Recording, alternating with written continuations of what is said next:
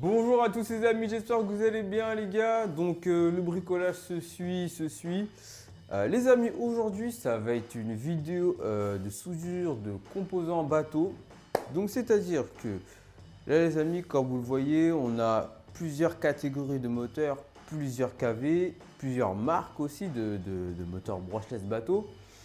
Donc ce qui va se passer aujourd'hui les amis, c'est que là donc j'ai plusieurs fiches. Donc c'est-à-dire que là, donc là il y a aussi des ESC, donc sur tous les composants ce qui va se passer c'est qu'on va mettre des fiches beaucoup plus fiables sur nos composants, car les fiches qui sont là actuellement sur les, par exemple sur les moteurs SSS, donc du Mystic 114 ici, ce sont des fiches donc de 6,5 cm, donc c'est en fait si vous voulez c'est le 6,5 mm pardon, donc c'est le calibre si vous voulez de la fiche. Donc on va les changer parce que c'est un manque de fiabilité au niveau de la fiche. Donc les fiches que je vais remplacer, enfin que je vais mettre dessus, les voici. Donc là, vous avez le côté, vous avez le côté mâle et femelle. Donc là j'ai branché exprès pour éviter de me mélanger. Vous avez les fiches mâles et femelles, donc ce sont des lots de fiches que j'ai commandés sur Amazon. Donc ça ne coûte pas très cher, hein, tandis que si on va dans d'autres magasins ça coûte encore plus cher. Donc, les fichiers que je vais remplacer, donc là c'est les moteurs SSS. Donc par contre, par rapport à ces moteurs, je trouve qu'au niveau, si vous voulez, au niveau du rotor, parce que ce sont des moteurs à rotor, je trouve que les aimants ne sont pas très forts. Après, ça ne veut rien dire, hein. C'est pas parce que les aimants des moteurs comme ici le moteur Léopard, donc du Black Pearl, qui sont là les aimants beaucoup plus forts, que forcément le moteur sera moins performant ou aura moins de pêche, etc. Donc là je trouve que les rotors ici sont plus ou moins souples, hein, plus ou moins fluides. Après au niveau, si vous vous posez la question au niveau des moteurs Léopard, alors après tout dépend du calibre de moteur, parce que là si par exemple, là je prends à la main les moteurs donc, du Mystic Study. Ici, je ne peux pas les tourner à la main. Là, il me faut limite une pince pour que je puisse tourner à la main. Et là, les aimants, ils sont beaucoup plus forts. Donc après, les aimants, ils sont plus forts. Tout dépend du calibre du moteur, tout dépend du KV moteur, etc. Donc ça joue aussi sur la puissance des aimants. Alors ensuite, pourquoi on est resté ensuite sur cette gamme de moteurs? Donc ça veut dire pourquoi? Donc c'est-à-dire que on trouve qu'au niveau de ces moteurs-là, sur le papier, ça ne consomme pas énormément comme, on va dire, la marque TP Power. TP Power, eux, ce sont des moteurs performants, mais ce sont des moteurs aussi très gourmands en ampérage. Donc déjà ça. Et bien sûr, donc là, comme je vous ai dit, des fiches en 6,5, donc c'est vraiment la taille de la fiche. Et sur les moteurs du Mystic Study, on va mettre des fiches de 8. Donc ce sont des fiches beaucoup plus balèzes. Pourquoi des fiches de 8 dû par rapport aux câbles? Parce que non seulement les câbles, je vais vous montrer une petite différence. Si vous voulez, au niveau des câbles, vous avez différents calibres de câbles. C'est-à-dire, c'est écrit ici, donc vous allez avoir du 8 AWG, vous allez avoir du 10 et après vous allez avoir du 12. Donc en fait, c'est-à-dire que plus vous diminuez, donc c'est-à-dire 8 AWG, plus le câble va être gros. Donc forcément, il faut mettre des fiches en conséquent. Comme ici, par exemple, ici, ça sera le côté moteur. Donc ici, ça sera le côté batterie. On va revenir sur le côté batterie juste après. Donc c'est pour ça qu'en fait, je fais le choix de mettre des fiches beaucoup plus balèzes, donc des fiches de 8 sur le ZTW 300 A, donc un composant électronique du Mystic Study. Et ensuite, par rapport à ce variateur-là, enfin plutôt à ces variateurs. Pourquoi ces variateurs? Car je vais en souder deux. Donc le 200 A du Migeco qui est situé juste sur l'étagère et bien sûr donc le 300 A. Donc sur le 200 A, ça sera des fiches de 6,5 et en plus c'est une nouvelle technologie de variateur. Donc ça sera forcément à programmer avec un autre boîtier de programmation. Donc on va voir qu'est-ce que ça donne. Enfin, déjà sur le papier, c'est déjà bien. Il faut voir ce que ça donne aussi. On va voir ce que ça donne sur le terrain aussi. Et bien sûr, donc qui dit fiche, donc variateur moteur, qui dit aussi fiche batterie. Donc pour l'instant, on est resté, si vous voulez, donc là, on a commandé un lot de XT90 donc sur Amazon, hein, bien sûr, toujours sur Amazon, parce que non seulement c'est plus avantageux, ils font les choses en gros. Donc XT90, donc après il y en a qui mettent DPK, donc c'est-à-dire DPK, donc c'est-à-dire ces fiches-là, hein, des fiches à brut comme ça, mais après, ce qu'il faut faire attention, c'est que les polarités ne se touchent pas.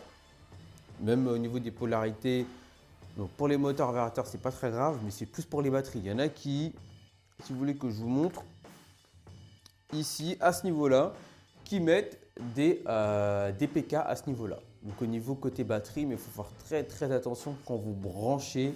Alors moi, je ne connais pas du tout ce mode de branchement.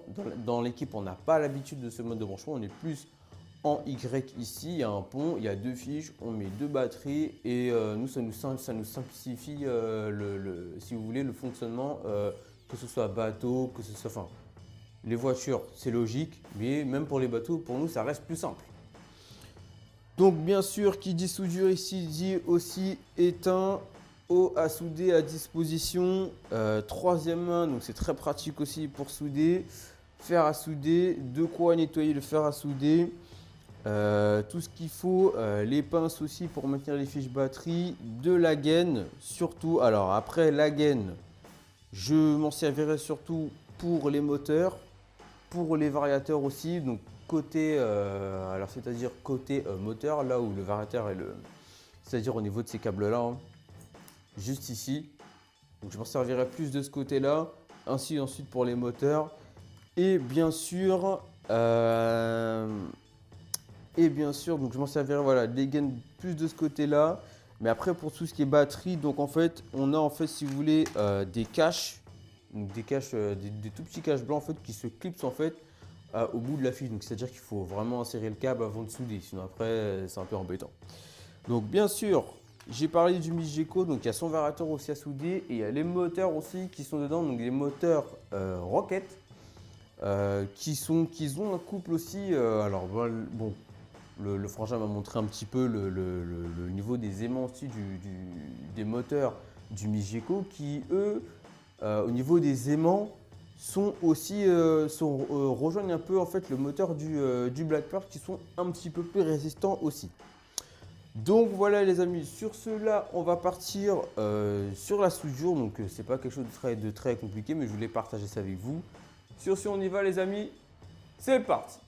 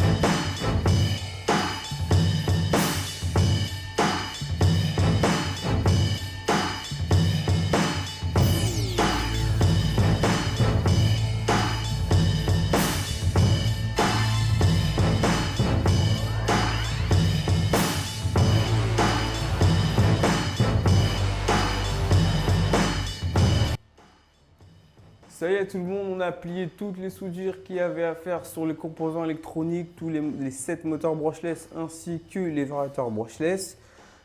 Donc les 7 moteurs, donc il y en a aussi 2 autres dans le Miss Gecko que je vous montre ça. Donc c'est pas forcément une partie de plaisir, hein. Il y avait des soudures qui tenaient plus que d'autres. Des fois, donc, il y avait l'étain aussi qui était plus ou moins robuste. Donc c'est un étain qui colle, qui durcit assez vite. Donc c'était, ça allait. Après, bon, faut faire attention aux câbles aussi que vous mettez sur vos ESC, les gars. Faut pas mettre n'importe quel câble, comme je vous ai dit. C'est-à-dire qu'au niveau des câbles, vous avez du 10 AWG, du 12, vous avez du 8. Donc forcément, plus vous allez diminuer, c'est-à-dire 8, 10, plus le câble sera, enfin 10, 8, plus le câble sera gros, et plus vous allez monter 10, 12, le câble sera plus fin. Donc après, l'électronique, en fait, faut bien alimenter en fait tous vos composants. Donc voici à l'intérieur, les gars. Donc les fiches ici qui ont été changées. Donc bien sûr, j'ai laissé les fiches variateurs, donc le prochain variateur aussi du Miss Gecko. Donc juste ici, donc ce variateur là, il va venir se placer ici, tout simplement. Il va venir se brancher ici, tout simplement. Alors plutôt dans l'autre sens par contre, par rapport aux batteries, donc comme ceci. Ça sera impeccable. En plus, j'ai bien couvert tout ça. Donc surtout les gars, n'oubliez pas de mettre des gaines. C'est très important pour couvrir donc, toutes les polarités, que ce soit au niveau de vos batteries, que ce soit au niveau de vos contrôleurs, que ce soit au niveau de vos moteurs. Sinon, si vous ne mettez pas d'isolant correctement, en plus moi j'ai fait plutôt refroidir, donc pas refroidir, mais chauffer mes gaines, pardon, excusez-moi, au décapeur thermique.